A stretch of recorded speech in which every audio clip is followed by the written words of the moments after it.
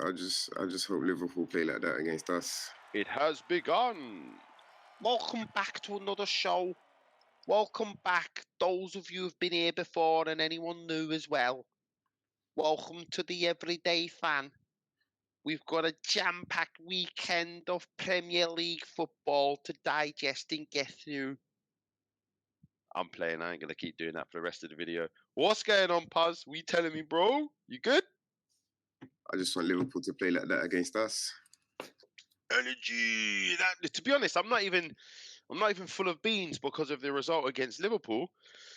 It was a good result, but let's start there anyway. Let's go straight there.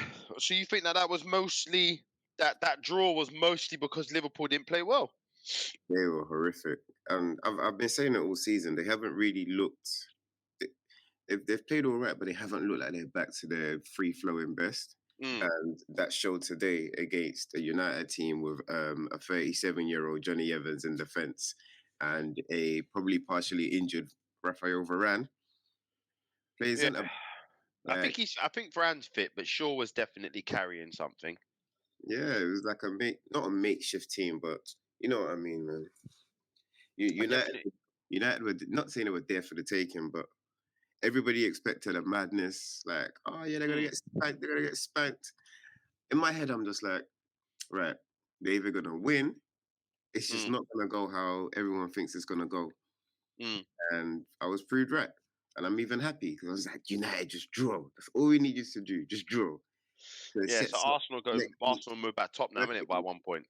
Yeah, but it sets up next week perfectly, innit? We've got Liverpool at Anfield. So that's why I said they can't. I hope they play like that against us because we'll just demolish them completely.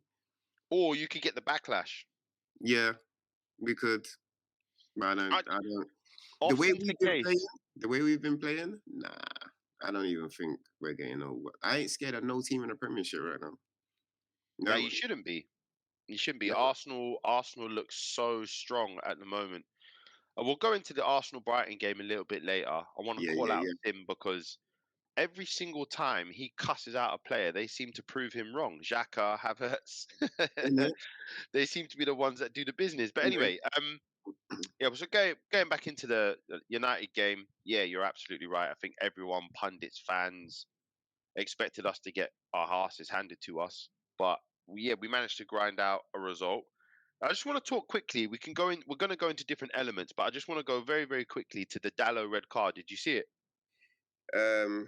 Double descent. I like Michael Oliver, man, but he was doing too much. But he has done that before. He's got previous. Remember Martinelli? Yeah. Yeah. I just think, like, obviously the rules have changed this season. Dissent will get you a yellow card. Yeah. But like, if you're having a go, like, first and foremost, it was a Manchester United throw on, so he's got the decision wrong. So Dallo's actually got reason to be vexed. But like, if you say to the referee, "Oh, effing old ref, get lost, shut up, whatever, you're having a laugh," so he's giving you a yellow card because you've told the ref F off, yeah. And if in the same sentence you're like, "Oh, leave it out, ref, that's a flipping joke," because I've waved my hand more than once, I should get a second yellow. What's all that about? Perhaps he probably understands Portuguese, isn't it? And he was understanding everything. He was probably saying puta.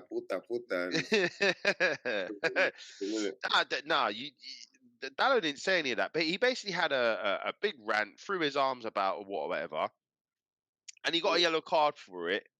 And then literally a few seconds later... I don't understand the two yellow cards. If I'm being honest with you, I don't understand it.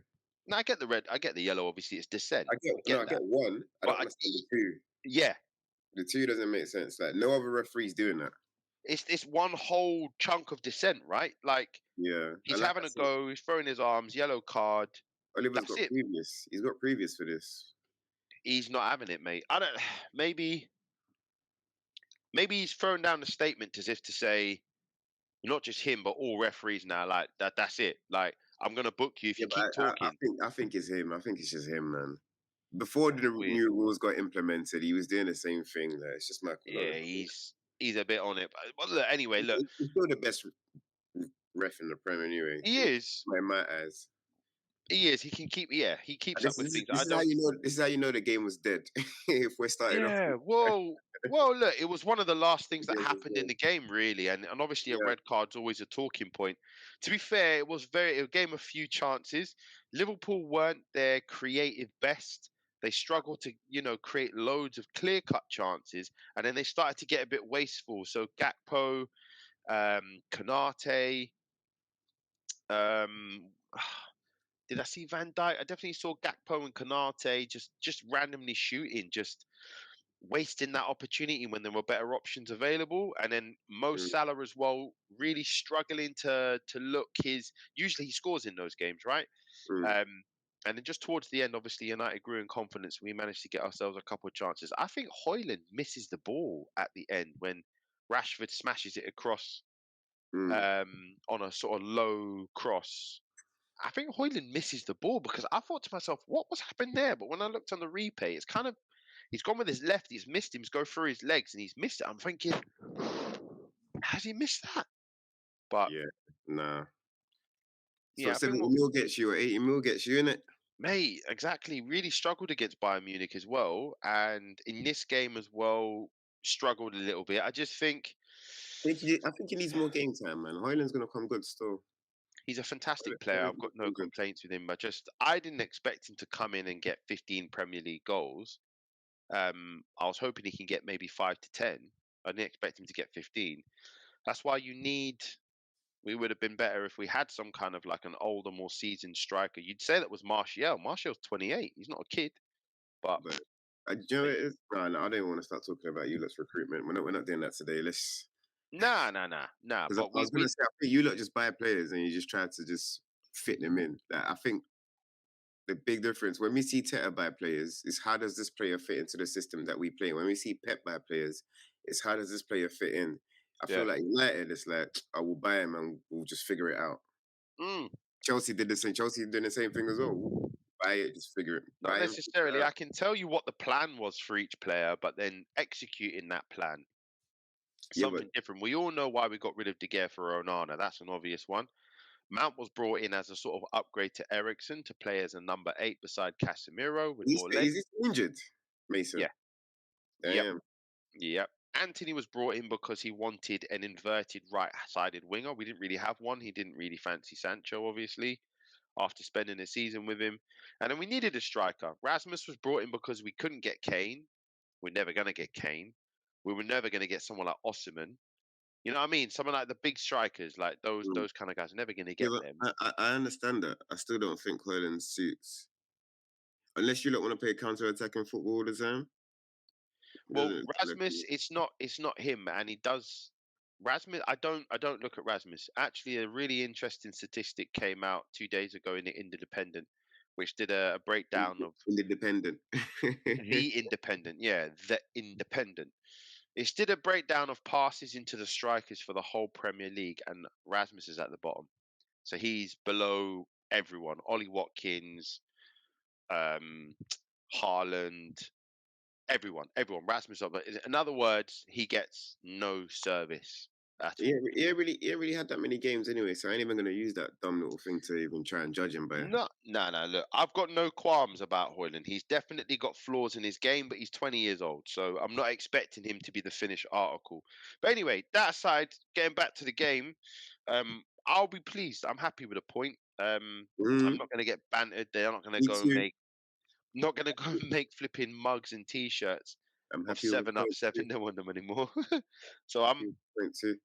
oh, hello. Hold on a minute. Let's get the main man in here. Hold on. All right, Yeah. Sim. Saying lad, sorry man, it's in a bit How of we trouble. doing, geezer? All right. Yeah, I'm alright. Good man. Did you watch Yeah, the Liverpool game?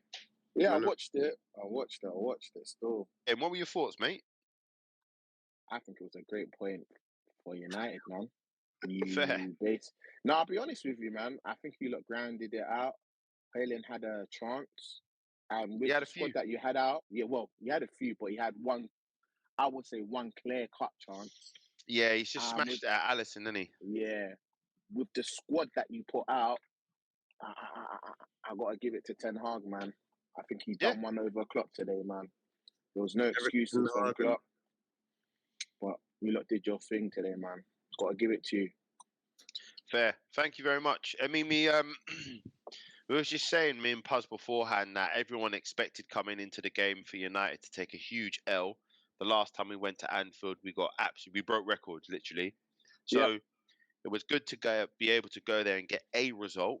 And then I think, as you say, we even grew in confidence towards the end and could have even nicked something from the game. But Puz made the point that Liverpool, for as good as we were, or held out, Liverpool were poor. What do you think there, Sim? You didn't think Liverpool were down to their best? They had all their tackles on, man. Puz, but this is what I was saying. I think me and you had a conversation during the week about it. Yeah, we're saying that Liverpool are back up there, but I think they can be got at. Yeah, and definitely. I feel like season, I'll be honest. As much as they had all their attackers on, the only one I really fear right now is probably Salah. Nunez is always kind of been like a walking car crash. One day he can look like a spectacular signing, the next day you'd be like, "What the hell did you buy?" But he had a great shot today, That's what I'm trying to say. Yeah, he just stopped running. I don't know why. Why did he do that? By the way, he clearly thought it was a penalty. So he's instead of trying to, it's not a clear cut chance. It's still a really awkward angle, but he could have shot sooner as well. He's just walking. I think he could have. Yeah, I think he definitely could have shot sooner. 100% he could have shot sooner. But I don't know, man. I just feel that, as I was saying, we was talking in the other group pods, I just feel that next week is going to be one of those classic games where both teams are fighting for something. But I just feel that Liverpool might have that extra oomph because of the result they had today. Really and truly, on paper, Liverpool should be beating Man United. Liverpool should be beating United. But at Anfield, yeah.